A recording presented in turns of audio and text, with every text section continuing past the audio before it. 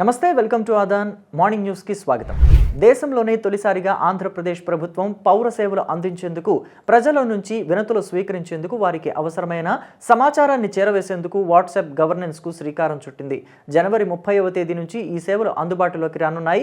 WhatsApp governance పై ముఖ్యమంత్రి చంద్రబాబు సమీక్ష నిర్వహించారు. మొదటి దఫాలో 161 సేవలు పౌరులకు అందుబాటులో ఉంటాయని తెలిపారు. ఇందులో భాగంగా ప్రభుత్వం అధికారిక వాట్సాప్ నెంబర్ను ప్రకటించనుంది. ఆ అకౌంట్కు వెరిఫైడ్ ట్యాగ్ ఉంటుంది. ఈ నెంబర్ వన్ స్టాప్ సెంటర్లా పనిచేస్తుంది. తొలి దశలో ఇందులో 161 రకాల సేవలు అందించనున్నారు. భవిష్యత్తులో వీటిని మరింత విస్తృతం చేయనున్నారు. ఈ సేవలను ఐటీ విద్యాశాఖ మంత్రి నారా లోకేష్ గురువారం అధికారికంగా ప్రారంభించనున్నారు. ప్రభుత్వం ఏదైనా సమాచారాన్ని ప్రజలకు చేరవేయాలంటే ఈ వాట్సాప్ ఖాతా ద్వారా సందేశం పంపిస్తుంది. దీని ద్వారా సమాచారాన్ని ఒకేసారి కోట్లాది మందికి చేరవేయవచ్చు. ప్రజలు తమ వినతులు, ఫిర్యాదులు ఏవైనా ఇవ్వాలనుకుంటే ఈ నంబర్కు మెసేజ్ చేస్తే వెంటనే వారికి ఒక లింక్ వస్తుంది. అందులో సంబంధిత వ్యక్తి పేరు, ఫోన్ నంబరు, చిరునామా పొందుపరిచి వినతిని టైప్ చేస్తే సరిపోతుంది. వెంటనే వారికి ఒక రిఫరెన్స్ నంబర్ వస్తుంది. దాని ఆధారంగా తాము ఇచ్చిన వినతి పరిష్కారం ఎంతవరకు వచ్చింది, ఎవరి వద్ద ఉందనేది తెలుసుకోవచ్చు. అంతేకాదు తమ ఏరియాలోని మురుగు కాలువ లీకేజీలు, రోడ్ల గుంతలు వంటివి కూడా ఫోటోలు తీసి పెట్టవచ్చు. వాతావరణ కాలుష్యంపై ఫిర్యాదులు చేయవచ్చు. ప్రభుత్వం అమలు చేస్తున్న వివిధ రకాల సంక్షేమ పథకాలు, అభివృద్ధి కార్యక్రమాలకు అర్హతలు, పథకాల లబ్ధి గురించి ఈ వాట్సాప్ నంబర్కు మెసేజ్ చేసి తెలుసుకోవచ్చు. అంతేకాదు రాష్ట్రంలోని పర్యాటక ప్రదేశాల సమాచారాన్ని ఈ వాట్సాప్ నంబర్ ద్వారా పంపిస్తారు. అందులో నుంచి ప్రజలకు కావాల్సిన ప్రాంతాన్ని ఎంపిక చేసుకుని అక్కడే టికెట్లు, వసతి కూడా అన్నీ బుక్ చేసుకునే వీలుంటుంది. జగన్ రెడ్డి పాలనలో ప్రభుత్వ విద్యా వ్యవస్థలో జరిగిన విధ్వంసం జాతీయ సర్వే సంస్థ అసర్ నివేదికలో బయటపడిందని విద్యాశాఖ మంత్రి నారా లోకేష్ అన్నారు. జగన్ ప్రచారానికి మేనమామ, వాస్తవానికి కంసమామ అని మరోసారి రుజువైందంటూ లోకేష్ ధ్వజమెత్తారు. పబ్లిసిటీ కోసం వందల కోట్ల రూపాయలు ఖర్చు చేశారు తప్ప విద్యా ప్రమాణాలు పెంచే కనీస చర్యలు తీసుకోలేదని దుయ్యబట్టారు.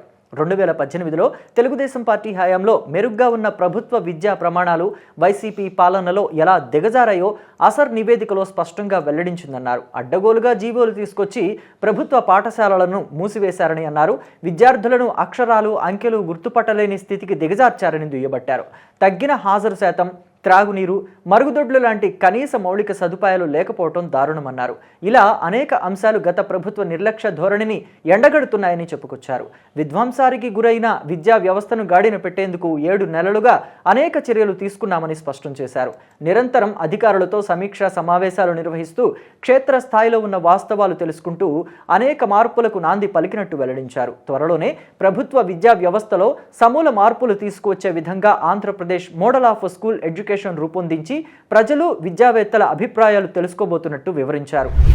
రైతు భరోసా, ఆత్మీయ భరోసా, ఇందిరమ్మ ఇళ్లు, రేషన్ కార్డులను అర్హులందరికీ అందించకపోవడం సరైంది కాదని కేంద్ర మంత్రి బండి సంజయ్ అన్నారు. రాష్ట్రంలో 12,991 గ్రామ పంచాయతీలు ఉండగా మండలానికి ఒక గ్రామం చొప్పున 561 గ్రామాలకు మాత్రమే ఎంపిక చేయడమేంటని ప్రశ్నించారు. ఈ మేరకు ముఖ్యమంత్రి రేవంత్ రెడ్డికి బండి సంజయ్ బహిరంగ లేఖ రాశారు. రాష్ట్ర వ్యాప్తంగా అర్హులైన 70 లక్షల మంది రైతులుంటే ఇవాల్టి వరకు 65 లక్షల మంది రైతుల ఖాతాల్లో డబ్బులే జమ చేయకపోవడం బాధాకరమన్నారు.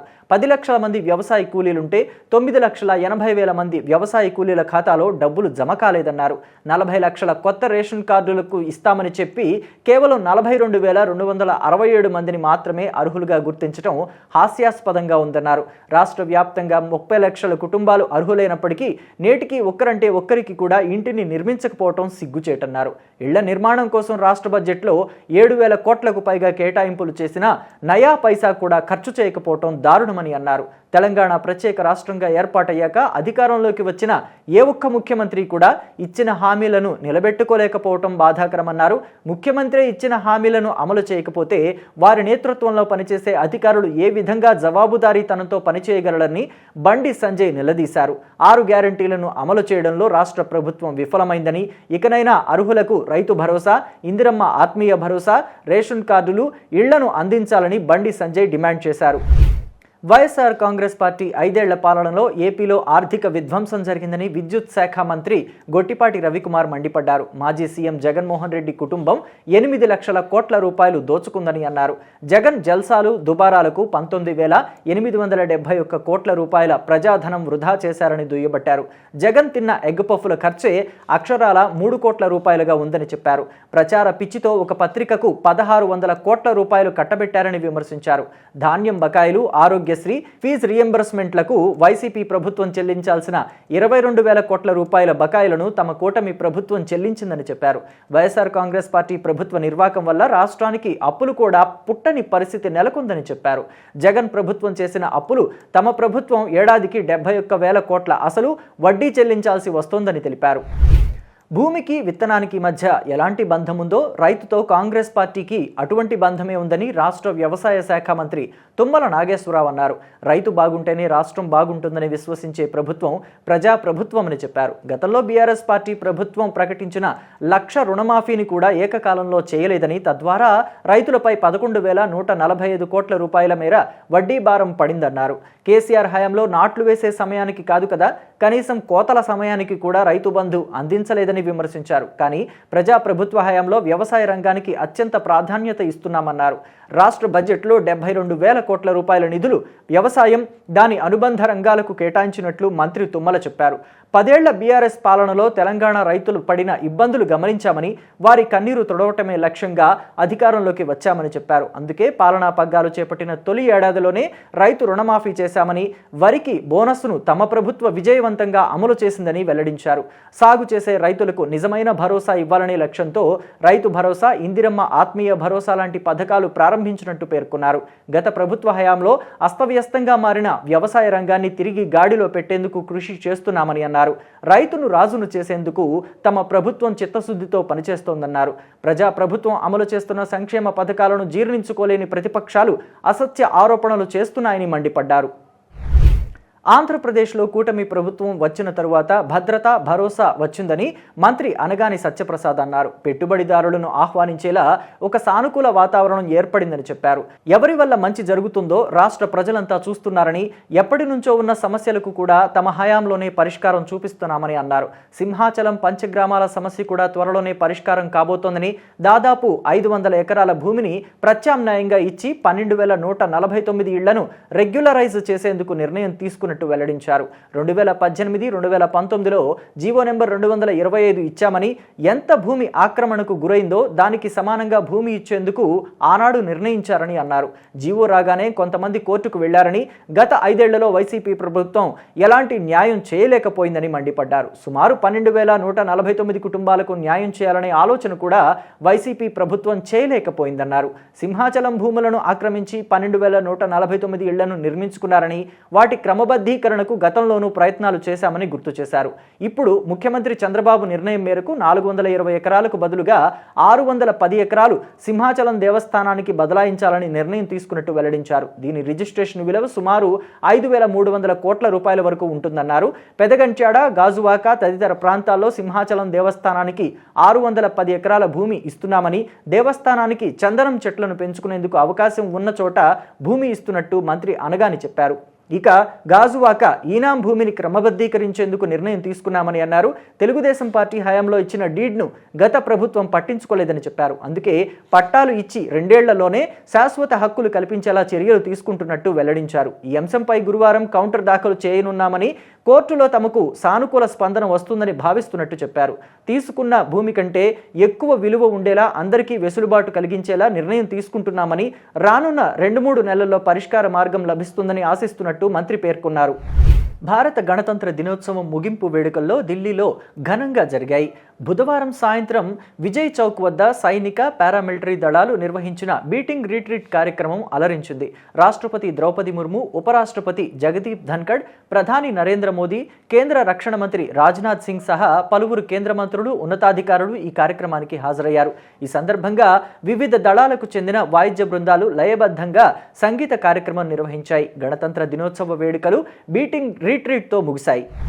దేశ రాజధానిలో 4 అంతస్తుల భవనం కుప్పకూలిన ఘటనలో 5గురు ప్రాణాలు కోల్పోగా, శిథిలాల క్రింద చిక్కుకున్న వారి కోసం రెస్క్యూ ఆపరేషన్ కొనసాగుతోంది. ఈ క్రమంలో 30 గంటలకు పైగా శ్రమించి సహాయక బృందాలు ఒకే కుటుంబానికి చెందిన 4గురిని సురక్షితంగా బయటకు తీయగలిగాయి.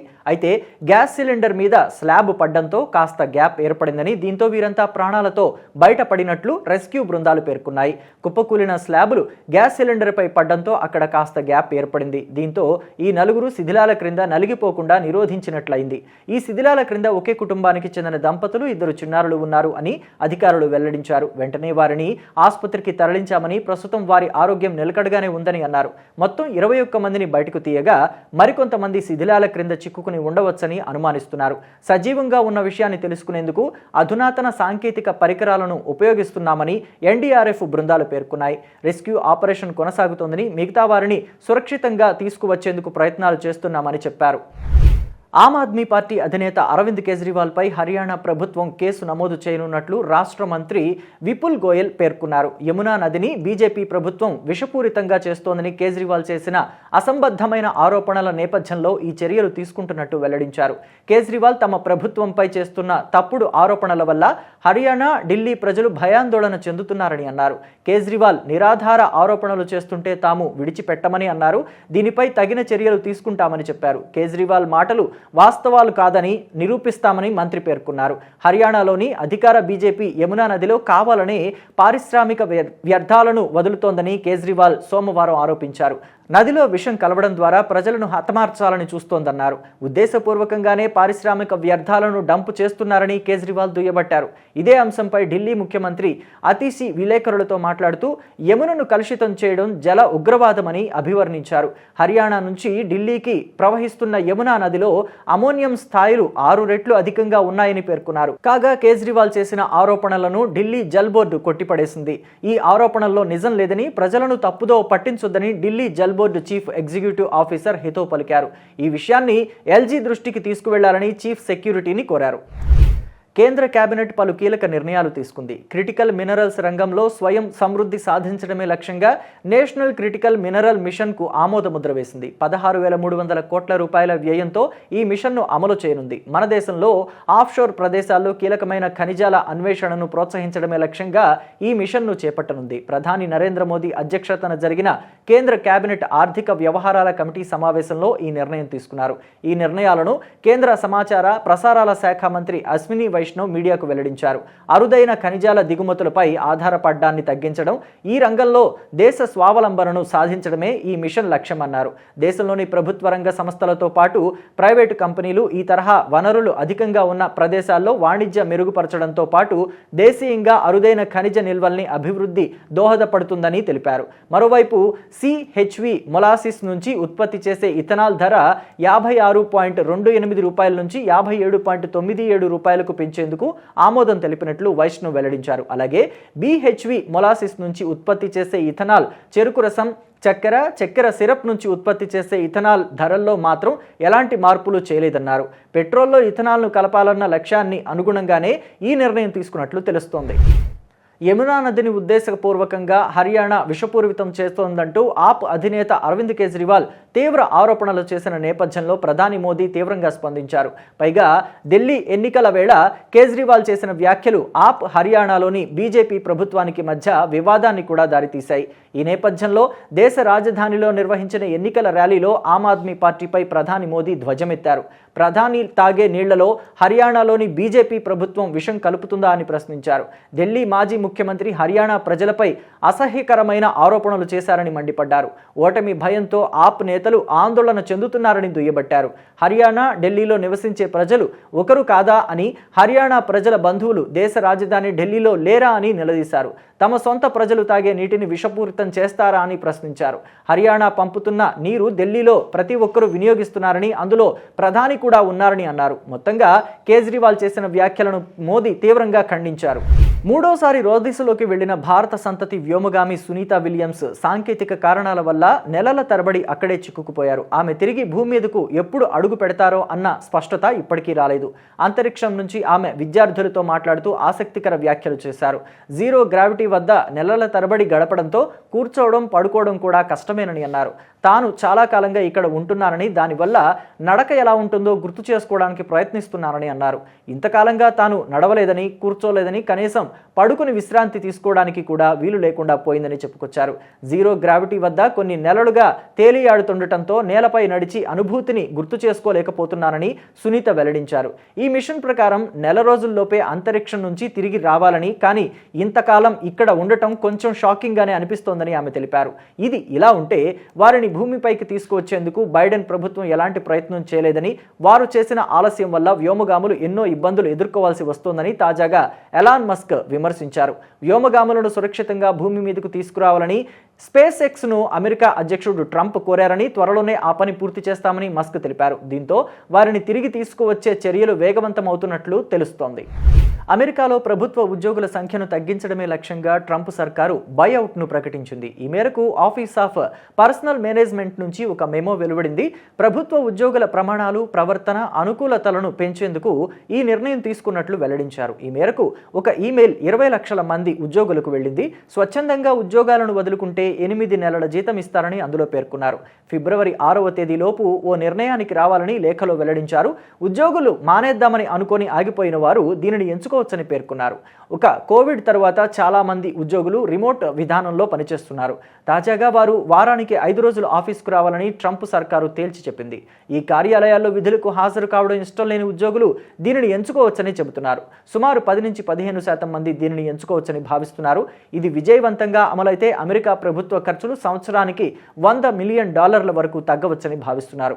ఒకవైపు ఫెడరల్ నిధులు, రుణాలను నిలిపివేసిన వేళ ఈ వార్త బయటకు రావడం చర్చనీయాంశంగా మారింది. అనేక స్థానిక సంస్థల, ప్రభుత్వాలు, నాన్ ప్రాఫిట్ సంస్థలపై దీని ప్రభావం ఉండనుంది.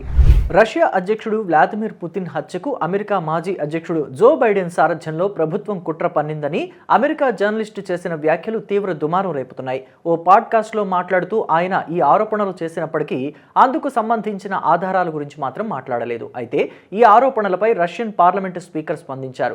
పుతిన్ హత్యకు ఎటువంటి పన్నాగం వేసినా అణుయుద్ధం సహా తీవ్ర పరిణామాలు తప్పవని హెచ్చరించారు. ఇక సదరు జర్నలిస్టు చేసిన వ్యాఖ్యలపై అమెరికా స్పందించకపోవడంపై విమర్శలు గుప్పిస్తున్నారు. రోజులు గడుస్తున్నప్పటికీ అందరూ మౌనంగా ఉన్నారని, దీనిపై అమెరికా తన వైఖరి చెప్పడం లేదని దుయ్యబట్టారు. పుతిన్ హత్యకు కుట్ర పన్నడం నేరమని, అంతర్జాతీయ భద్రతకు ప్రమాదమేనని అన్నారు. ఈ విషయంపై అంతర్జాతీయ సంస్థలు దర్యాప్తు జరపాలని డిమాండ్ చేశారు. హంగేరీ ప్రధాని విక్టర్ ఆర్బాన్, స్లోవేకియా ప్రధాని రాబర్ట్ ఫికోలియాపై కుట్రలు జరిగాయని, అమెరికాలో ఎన్నికల వేళ డొనాల్డ్ ట్రంప్పై కూడా దాడి జరిగిన విషయాన్ని రష్యా స్పీకర్ ప్రస్తావించారు. మరోవైపు పుతిన్కు ముప్పు పొంచి ఉన్న దృష్ట్యా అప్రమత్తంగా ఉండాలని రష్యా స్పెషల్ సర్వీసెస్కు ఆయన విజ్ఞప్తి చేశారు.